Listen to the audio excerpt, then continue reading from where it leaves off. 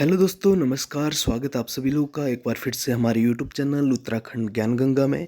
तो दोस्तों, आज की सबसे बड़ी अपडेट आपके लिए है कि जो यूके ट्रिपल एस सी के द्वारा री एग्ज़ाम कराया गया था वन दरोगा का, उस पर संकट के बादल मंडरा रहे हैं। अब मैं ऐसा क्यों कह रहा हूँ आपको आगे बताऊँगा। जैसे कि पिछली वीडियो में आपने देखा, मैंने आपको बताया कि 30 जून को हियरिंग है वन दरोगा की और 3 जुलाई को हियरिंग है वीडियो परीक्षा की। तो इससे संबंधित जो भी बातें सामने आएंगी ये तो बाद में पता चलेगा, लेकिन अभी तक ये कहने में आ रहा है कि जो भी वन दरोगा से संबंधित है, तो इस पर जो ये री एग्ज़ाम है, तो इस पर संकट के बादल मंडरा रहे हैं। अब ऐसा क्यों? देखो, ये सब चीज़ें तो दोनों प्रकार के अभ्यर्थियों के लिए बहुत ही मुसीबत वाली है, चाहे वो जिसने पहले एग्ज़ाम दिया था, चाहे बाद में एग्ज़ाम दिया था। ये मामला आगे भी लटकता हुआ चला जाएगा। देखो, जिसके भी पक्ष में ये मामला आएगा, चाहे नए अभ्यर्थियों के पक्ष में आए, चाहे पुराने अभ्यर्थियों के पक्ष में आए, तो ये मामला और आगे खींचेगा। अगर पुराने अभ्यर्थियों के पक्ष में ये मामला जाता है, तो नए वाले अभ्यर्थी फिर से कोर्ट की शरण लेंगे या सुप्रीम कोर्ट की शरण लेंगे। और यदि नए अभ्यर्थियों के पक्ष में आता है, तो ऐसा ही काम पुराने अभ्यर्थी भी करेंगे। ये तो डेफिनेट है। ठीक है, नौकरी आज के ज़माने में सबको चाहिए, आज के टाइम में सबको नौकरी चाहिए, सबको स्टेबल होना है। तो ये चीज़ है। तो पहले तो आपस में लड़ना बंद करें हैं। जो भी डिसीजन आएगा कोर्ट का आएगा और उसी को फॉलो करना है। अब मैं बताता हूँ इस पर जो संकट के बादल हैं वो क्यों मंडरा रहे हैं। तो यहाँ पर आप रिपोर्ट पढ़ रहे होंगे, तो इसको आपने संभवतः या पढ़ लिया होगा, तो मैं आपको बताता हूँ अब।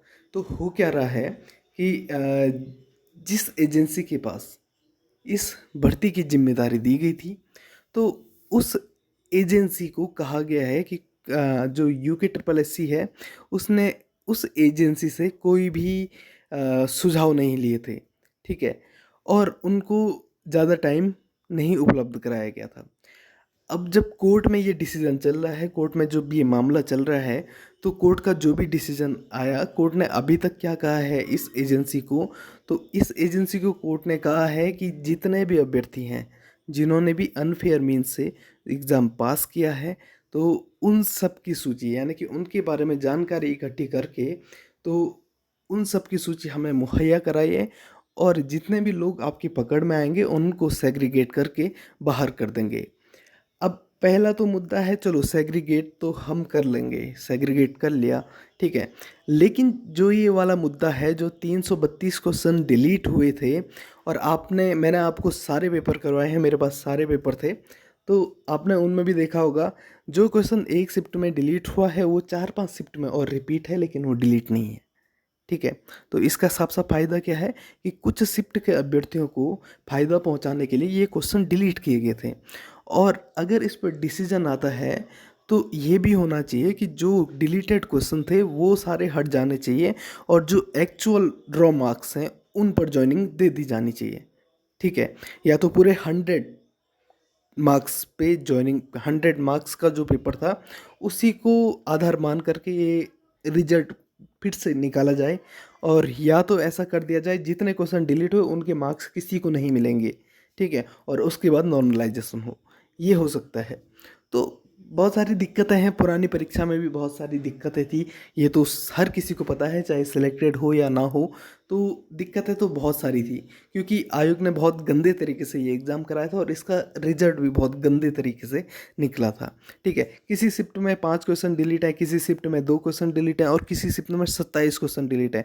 यानी कि एक इंसान 2 नंबर से शुरू कर रहा है और अगला इंसान 27-28 नंबर से अपनी जर्नी शुरू कर रहा है। तो ज़्यादा आगे कौन पहुंचेगा, तो ये आप सबको पता है कि आगे कौन पहुंचने वाला है। 27 नंबर तो उसको फालतू के मिल गए हैं, और जिनके दो दो क्वेश्चन डिलीट हुए हैं जिस शिफ्ट में, या एक भी क्वेश्चन डिलीट नहीं हुआ है, उन शिफ्ट के बच्चे, मतलब मैक्सिमम बच्चे 30-35-40-45-50 नंबर लेके ले रखे होंगे। ठीक है, तो उनका तो खैर क्वालिफाई भी नहीं हुआ होगा।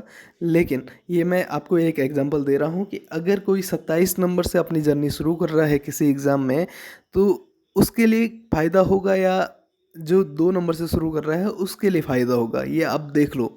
ठीक है, अगर हो सकता है वो बंदा जो निकला हुआ है वो अगर इन 27 क्वेश्चनों को उनके देखे जाएं तो इसमें से उसके ज़्यादा से ज़्यादा 10 या 15 क्वेश्चन सही होंगे और इतने ही एवरेज गलत भी होंगे। तो फ़ायदा सरासर उनको मिल रहा है जिनके शिफ्ट में ज़्यादा क्वेश्चन डिलीट हुए हैं। तो ये तो बातें थी। तो जिसके भी पक्ष में जाएगा मामला तो आगे लटकना ही लटकना है, ठीक है। चाहे पुराने के पक्ष में जाए चाहे नए के पक्ष में जाए, मैं किसी का फेवर नहीं ले रहा हूँ, ठीक है। ना तो मैं यहाँ पर नए वालों के साथ हूँ ना तो मैं पुराने वालों के साथ हूँ। मैं बस यहाँ पर जो मेहनती अभ्यर्थी हैं, ठीक है, जो दिन रात मेहनत करके पास हुए हैं, चाहे नए चाहे पुराने, मैं उन सब के साथ यहाँ पर हूँ। तो ये सब है इस भर्ती से संबंधित और इस पर बहुत ही पेचीदा ये मामला बन गया है। तो अभी तो सेग्रीगेशन की यहाँ पर बात चल रही है। तो देखते हैं 30 तारीख को क्या डिसीजन आता है, उसके बाद फिर से मैं आप लोगों के लिए लाइव आऊँगा। मिलते हैं नेक्स्ट वीडियो में। आपके क्या सुझाव हैं आप लोग कमेंट बॉक्स में ज़रूर दीजिए। तब तक के लिए bye bye, see you soon, good luck, take care.